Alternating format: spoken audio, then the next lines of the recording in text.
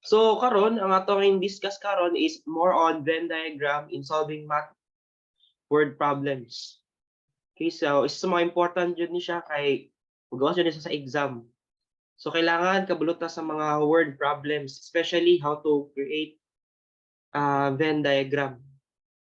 Okay? So first muna nato kay syempre kailangan kabulot jud ka mag-create og Venn diagram. And of course, we represent sets manggod as capital letters. And syempre, ang mga nasa sulod sa tuang sa circle or sa sets niya, mo na siya ang mga elements. So example lang na si iha kay basin no. Tingala wag yon sa ni. So example lang ang biscuits sets nato no. Where ang ato ang makita si Abby. So mo na siya ang set A, si Abby din, set B si Bella. So si Abby iyang mga sets nga naa dira is biscuits, elements niya, and ang mga nasa loob ng elements para kay Bella kanang red circle is mga cookies, and ang intersection mang gud ana niya mo na ang kang chubby. No, example lang sa atong mga pag-understand sa word problem. Okay? So yun nga, para masabdan pa nato, napatay another sets, 3 sets.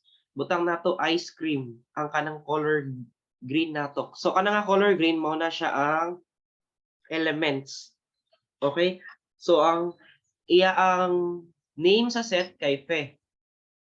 Okay? So again, nakamantay another diri, another intersection na pod.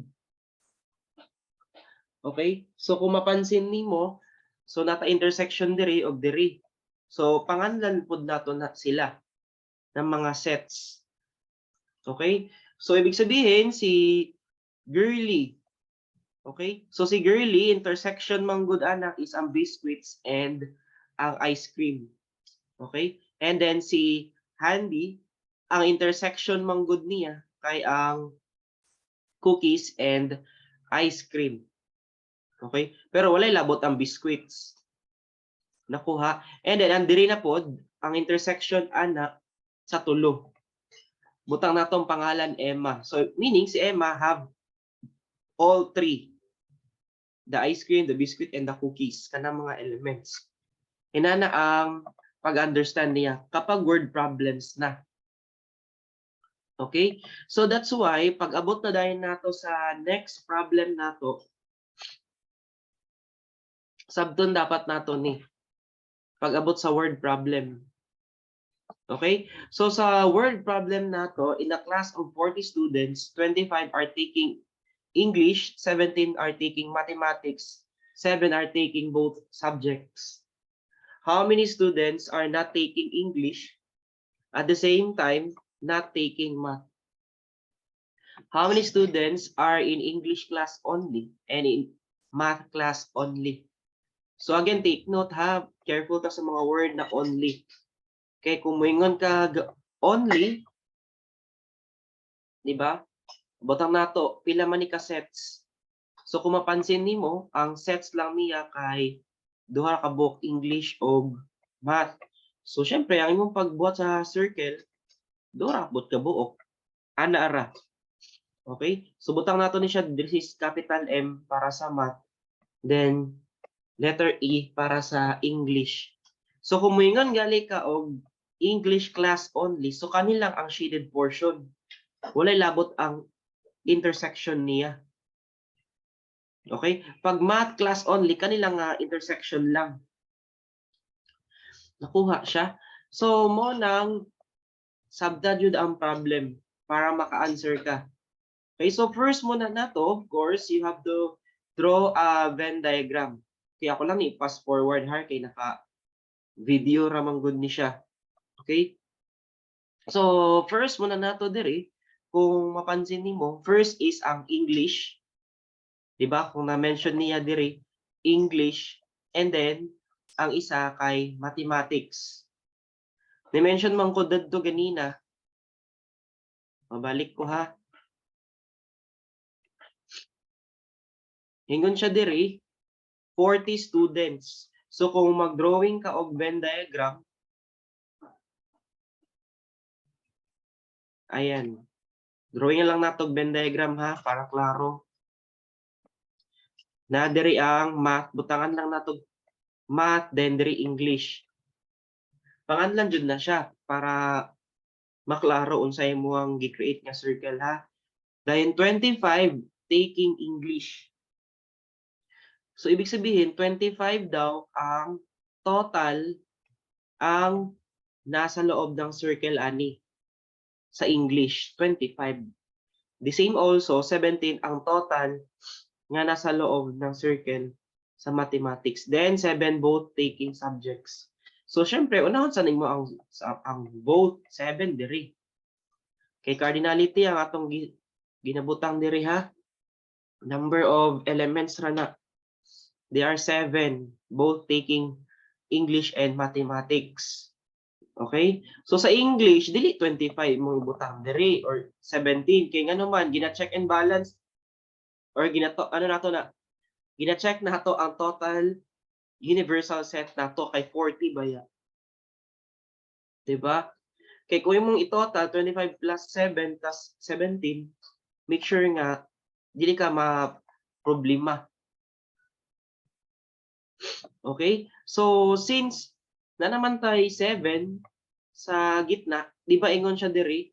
They are 25 taking English. So 25 taking English ani. Ang total ana. So 25 minus 7 na ka. Kay total man ang nasa loob na ani nga kaninga circle kay total dapat English 25. Wala na may 7 di minus nimo. So pila man ang 25 minus 7? 18, sir. 18. Sige, butang na to 18. So 18 diri. Diba? The same also diri sa next 17 taking mathematics. So ang may tabo 17 minus 7. 10. 10. So 10 ang answer niya diri. Okay? So kung mapansin nimo nakuha na nimo tanan, again, pwede nimo siya i-double check ha, i-verify. Dapat ang nasa loob ani nga circle sa math kay 17. Then ay sa 25. Di ba? So i-total nimo ni sila 10 plus 7 plus 18. So pila man ang 17 plus 18? So mga pila man? So dapat amoy calculator ha kay para maka-answer pud mo. 35. So ang answer ani kay 35. Diba ang total? Total ng nasa loob ng circle. Ng dalawang circle. Diba? Unya, kay naman tayo 40 students. So meaning, naapay estudyante nga wala nagkuha og subject na English and mathematics. So 40 minus 35. So there are 10 sa neither. So, yun nga, 10 ang imong ibutang diri sa gawas. So, mo ni ang answer nimo for your Venn diagram. Nakuha siya. So, again, nagets ha, giyon sa ni pagkuha ang 10 kay naa may sobra. No? Nga wala nagkuha og English og math. So, kung imoy total ning nasa loob ng rectangle para sa ato ang universal set, pag i-total nimo tanang numbers, 40 dapat ang total. 10 plus 10 plus 7 plus 18, 40 ang total. Okay? So, since if you're already done na sa Venn diagram nato, start na ka-answer sa letter A. How many students are not taking English at the same time not taking math? So, the answer is 10. Wala man. Yung wala nagkuha og English din, wala po nagkuha og math. So, there are 10 students. Excuse me, sir. 5 lang ang answer sa letter A, sir. Not taking English at the same time not taking math. Sige, usa man to question, pwede ka mag-chat Ay, 5, di ay tama. Sorry, di ay. Tama, di ay 5, di ba? Sige, ako lang correction. Anyway, thanks for that. No, at least no na minaw jud or na jud mi na learn. Kay dapat manggod ang total kay 40. Okay, wala ko nag-verify ato. Pero okay na kay na at least kabulo na mo ani ha. Dapat perfect ta ni sa ato ang exam. Okay, kay dili man kay siya lisod. Okay? So inana, 5 to ha, correction nato. At least kabulo ta sa tama kabantay kung masayop kay pag i-total manggod nimo ning universal set kailangan 40. So mo tong giingon. So kung masobra or makulang, there's something wrong jud sa imo ang pag-solving pa lang sa imo ang sets sa mathematics and English. Okay? So wala na problem. So okay ra kayo kung ma-correctionan ta as long as the students are learning. Okay? So letter B. So again that wait lang ha, naunsa man yung screen. So igura ka mag-answer 5. Mao na imong buhaton. Wala na kay taas og solution. Kani akong gibuhat diri sa kilid-kilid, scratch na siya ha. Ang goal is maka-answer ka sa letter A ug B. Dayon mas maayo na kay Venn diagram para ma-visualize nimo. Para maka-answer ka sa problem. Letter B, how many students are in English class only? So yun yung kakasabi ko lang, yung shaded portion sa English, ang answer sa English na to kay 18. Kung isulat dire ha, 18. Only. Ibig sabihin ng only, hindi kasama yung intersection. So 18 lang. Yung sa math class, 10. There are 10 students taking math only. Okay? So you just have to write English 18 students. Ay, pwede po butangan ninyo yung students para klaro. Okay? 5 students. Pwede po English, 18 students, then math, 10 students. Inatura. Okay? So ako lang i-answeran actually, naraman day ang answer diri. Kung ako i-pass forward lang, no? So next na to nga problem. Dirita for 3 sets. Okay? Sa YouTube lang na ko ni siya gikuha para mas diretso na ta makabuhat og example. So sa 3 sets, careful ta ni ha kay baka may mga estudyante na naman maggawa ng 2 sets.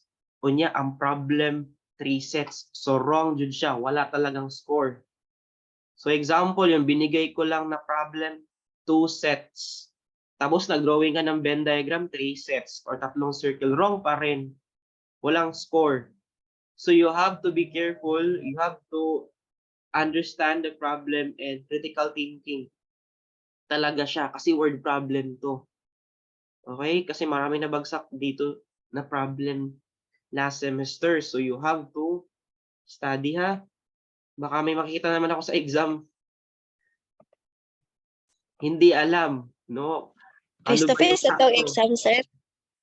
Yes. So anyway, proceed ta sa example.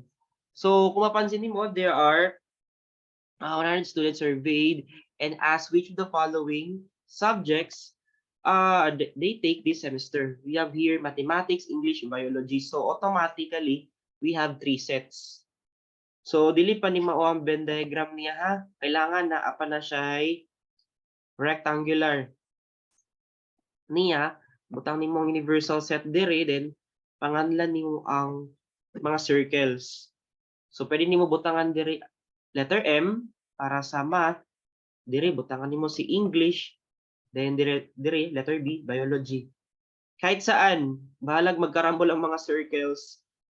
Pwede diri ang biology, diri ang math, diri ang English, okay ra na. As long as sakto ang pagka-plaster ng mga intersections niya later. Okay, doesn't matter man na.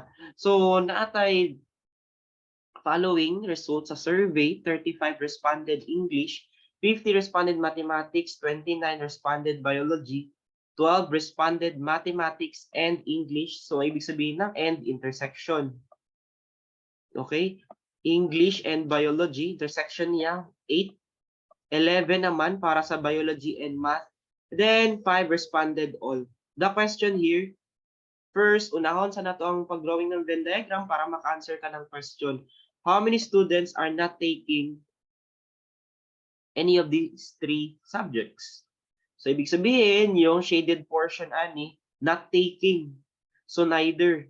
Wala sa 3 na subjects. So, this is complement. The complement of the 3 sets. So, yung shaded portion, yung nasa labas na 3 circle, pero nasa loob ng rectangle ng universal set. Okay? Baliktad. Ako na lang ni Ana. So, how many students take math but not biology or English? So, ibig sabihin, walay lapot ang biology at saka English. Math lang. Okay? How many students take math and English but not biology? So, intersection ng math and English, pero walay labot biology. Okay? So, unsa man ang first natong buhaton? First mo na natong buhaton is yung pinaka-sulod sa 3, yung gitna. Okay, tama. Okay? So, yung gitna muna, 5. Okay? So, dili magpataka og butang number ha, kasi baka may mga ibang students, English, 35, diretso 35, butang dire. Mathematics, 50, diretso dira, 29. Wrong, jud ka, ana. Automatic wrong. Dagan kay estudyante, sir, di lagi ma-balance. Di lagi mauwi mong problem, sir. Inanakon jud ko. So, again, you have to analyze the problem. Dili patakag butang agad og number. Una sa ang gitna. So, sakto to. 5. Dapat perfect na ta sa exam ani ha. So, meron ng 5 kasi responded all. Ito yung pinaka-safe nga unahon sa jud. 'Di ba? So, since meron na tayong 5, ang next na naman is yung intersection ng dalawang sets. This one. Ito na yung next. Itong shaded portion na. So, meron na tayong mga intersection. So, first na to, there is 12 responded mathematics and English. So, anong ibig sabihin? Nasaan yung mathematics and English? Kani. Diba? Ito yung circle ng mathematics and English. So, ibig sabihin, yung intersection nila, ito. Akong, i-shade. Diba? Ito. Kasama na yung 5. Intersection ba ya? Pero, meron ng 5. So, mo na i-minus din mo siya. Na gets siya. So, that's why 12 minus 5 ang nangyari. Okay? So, the answer is 7. So, 7 diri. Okay, nga naman, ingon man gud siya diri, 12 responded mathematics and English. So, that's why ang total dapat ani, 12 dapat. Ang intersection ani. Mo na yung pasabot. Okay? The same gyapon ng process sa uban. 8 minus 5. Diba? 3. Ang isa, 11 minus 5. Tama? Answer 6. So, mo po nang imong ibutang nira. So, English and biology, dire. 3. Dayon, biology and math, 6. Okay, sakto na. O, kapit ka mahuman. Next na po, ang shaded portion is kanina po. Kanina shaded portion naman. Ito na yung hinahanap natin. So, para maka-answer ta na, of course, diri na po katanaw sa 35 responded English, 50 responded mathematics, and 29 responded biology. So, para sa English, tignan mo yung circle ng English. Ito, yung total lahat. Okay? So, 35. Dapat ang total niyan. So, ang mangyari, i-minus mo siya sa nabutang na diri. So, 35 minus 5, minus 7, minus 3. Nakuha siya. Kay 35 baya ang English. Total anang nasa loob ng circle niya. 20, sir. So kung ngayon mo siyang i-minus, the answer is 20. Okay? So butang nato diri 20. Okay? So next na pud nato para sa mathematics 50. So you write 50 diri na ko isulat ha 50 minus ano yung mga numbers nga nasa loob ng circle ng mathematics. So 6 minus 5 minus 7. Naka-answer na. So sure na jud ang 32. Okay? Yes, sir. So Sure na, sir. butang nato diri 32. Para naman sa biology. So sa biology dali ra kayo ha butang nato 29 minus 6 minus 5 minus 3. Di ba? So makuha na dahil na itong answer. Use your calculator lang or cellphone. Okay? So the answer na kay 15. Sulat nato diri. Okay? So pagkahuman, wala pa ka nahuman. Grabe no? Pagkahuman, abi naghuman na, wala pa ka nahuman. Di kasagara sa akong mga students, sumara dayon. No? Minus 1 jud ka sa akong score ani kay kulang pa ka sa yung nasa labas, yung wala sa tatlo. Kasi ang sabi niya dito, they are total of 100 students. 'Di ba? So ibig sabihin para sa 100 students, ang technique lang ani is i-total mo to lahat. Okay? Minus ni mo siya sa 100. Nakuha. So mo nang 100 minus 32 minus 6 minus 5 minus 7 minus 15 minus 3 minus 20. Inana siya. Para may ilhan nato pili na bilin.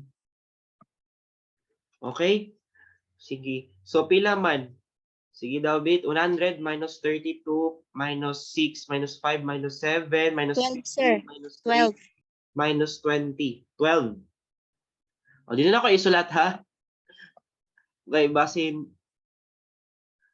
malangay ta. So the answer is 12. So you write 12 outside the three circles as long as nasa loob ng rectangle para sa universal set. Yun ang ibig sabihin. 12 responded that they're not taking mathematics, biology, and English. Okay, so nakuha na 12. Diba madali lang? Kaya ra ang 3 sets. So, wala ka pa nahuman, no? Proceed sa questions. Diretso na answer. Number lang yung hinahanap. How many students are not taking any of these 3 subjects? The answer is 12.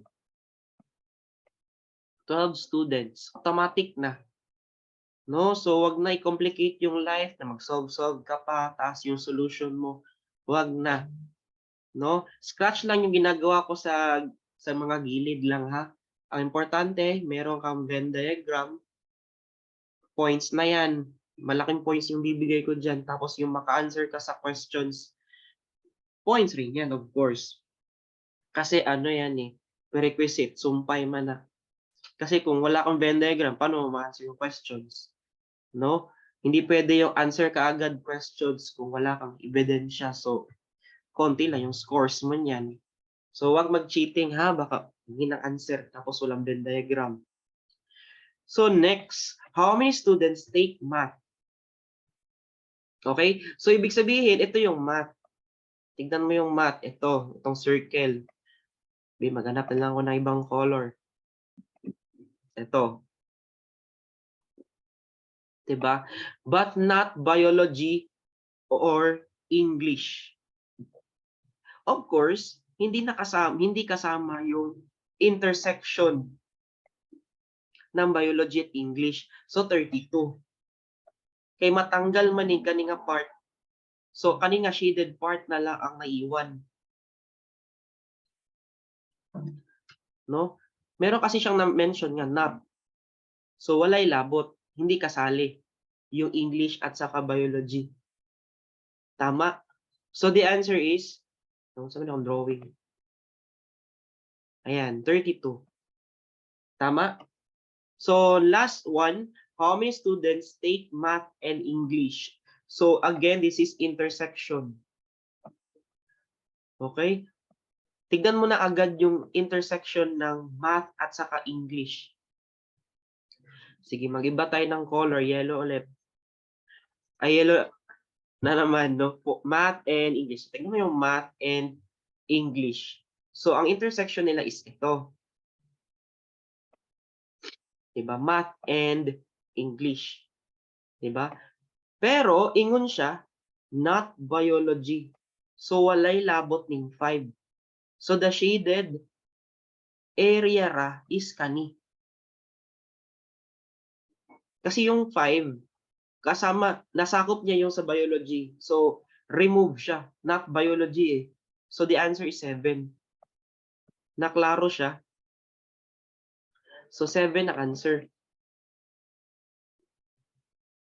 Okay? So, any question? Wala ra, sir. Ako na i-remove ha?